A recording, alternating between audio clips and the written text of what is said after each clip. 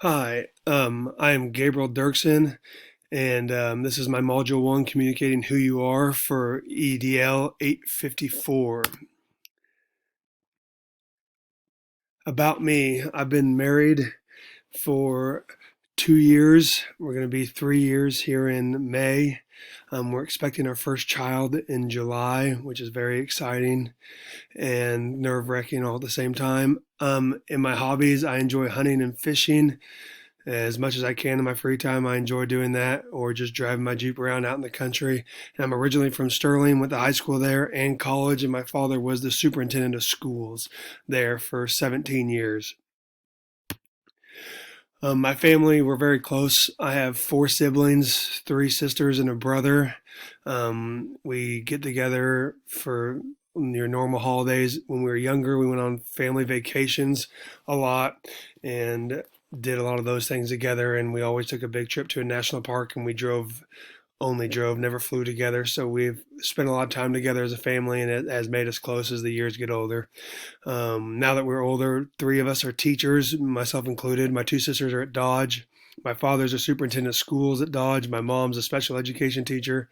My little brother works in Texas in construction, and my sister's a ER nurse manager of the ER in Wesley Hospital. So that's where we are. I have three grandparents that are still living. We like to go see them and hang out with them, and that is something that's made my family close. My teaching experience, it has been 6 years at La Crosse. I am the fifth and sixth grade math and science teacher. I'm a DLT member for our school. I'm on the site council, which meets with businesses around town and sees what we can do to keep the schools involved and be transparent to them throughout the year of what we're doing. I'm a junior high football coach for 4 years and a basketball coach assistant girls high school. I've been doing that for 4 years. Also, I enjoy coaching. It gets to see the kids in another aspect, and it gets to help me follow my grade school kids on the high school and watch them grow and develop. 10 things I gleaned from the articles.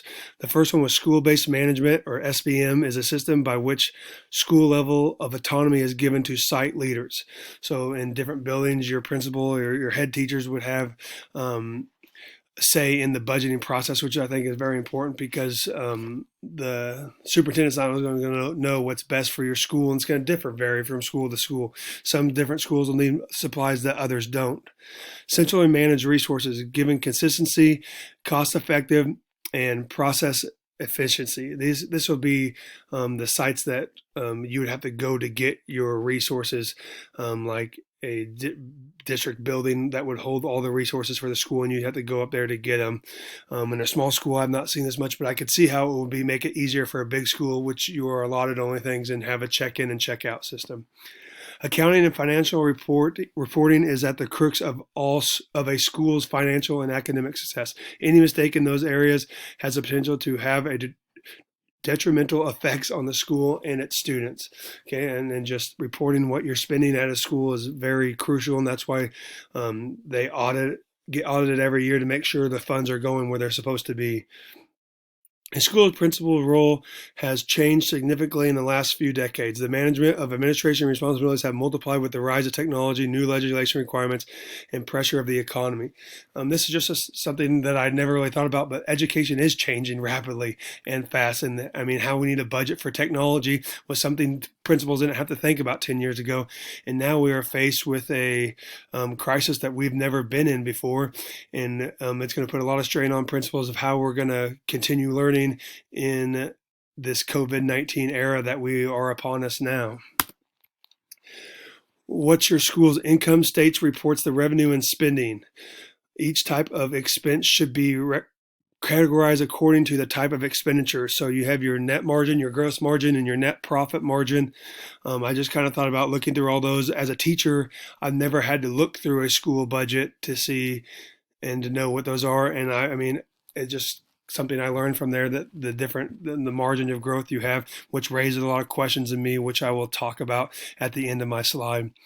Another thing is extracting data and building reports by hand takes up valuable time of administrators while leaving too much room for error. So all these financial accounting tools that will be a huge help for me as a future leader. I found really helpful. First website gave these different financial accounting online tools that will help you budget your money out, and I will definitely use those as a resource when I become an administrator. At the state level, school finance formulas determine how dollars are allocated to districts, virtually all of which contain allotments that are restricted for specific purposes. So our money is going to be tied to what we can spend it on in what categories, and the school already has those finance formulas out, and that's why there's so many categories if you ever look at a school budget. Legislators should revamp funding formulas so the education dollars arrive at district without burdensome requirements. So they want to give more requirements to the school, and that the legislators just give the school money and not allocate what they have to do with it. Instead of giving principals actual dollars to spend, most districts allocate staffing positions and other resources based on one-size-fits-all models. And that's going to change from school to school. One school might not have as many special ed needs, or one school might not have as many ESLL students. So, I mean, one size fits all model would be tough. A common myth is that principals are like CEOs of their school with authority to make key decisions and strategically deploy resources. And I think a lot of people have a bad presumption of what principals can do, and that it all falls on them when they're just need to be the leader and bring all the teachers together. But as outsiders, parents, they always want to point fingers at the principals. And so that puts you in the spotlight, and we all need to work together within the school building to help our principals. What USD 395 is or isn't doing. So, I mean, with being taught about that, I just know my principal is the superintendent. And so he does a great job of giving our input and therefore getting our input to the board. So the teachers in our district have a lot of voice. Supplies with education purpose, we are guaranteed. If we need something in our classroom, and we can show the educational benefit from it, our superintendent principal, he's going to do whatever he can to make sure our classroom get that. And last year or the year before, he recently just put all Apple TVs in every room so we can screencast our computer to the board without cords, and we can be around the room. And it was something that's very beneficial. We are given a classroom budget every year. It's a small amount of money, a couple $100 that we can spend on resources in our school, which is very nice. We don't deal much with the ins and outs of budget as a teacher. We don't really know, but any concerns we have, we can voice to him, and he's usually good to help us out with that. So he does do a great job of giving us a voice. Concerns. These are just concerns I had with me personally about what I kind of want to learn through this course, or what I don't really know much about. And the capital outlay of the budget is something I've heard my father talk about, who's been a superintendent for 17 years and is now the superintendent at Dodge. The dollar per pupil, I would kind of like know a little more about that and how it works. I know September 20th is a huge day for administration, because that's the day that the state takes the numbers of kids that are in your building, and that's the money you will be allotted. I've kind of always wondered about how school lunches work. Are schools making money from lunch, or is that just paying back the cost for it, or is it actually a profit margin there? Fundraisers, is there a certain amount of money we can be raising through fundraisers, and can that go to school? Can schools do just fundraisers, not necessarily class to pay for trips, but can schools do fundraisers to help them raise money? And donations, what strings are attached to donations? If people in town want to give gifts or memorials, can they help fund schools? Just kind of some questions I had. I don't really know much about budgeting, but I'm want to learn a lot through this class, and I'm very excited because this is something that is very important to all building leaders in the future, to have a base knowledge of this to help your school be as successful as possible with the money you're allowed. And I hope to learn a lot through this course. Thank you for listening. And here are my references. Thank you.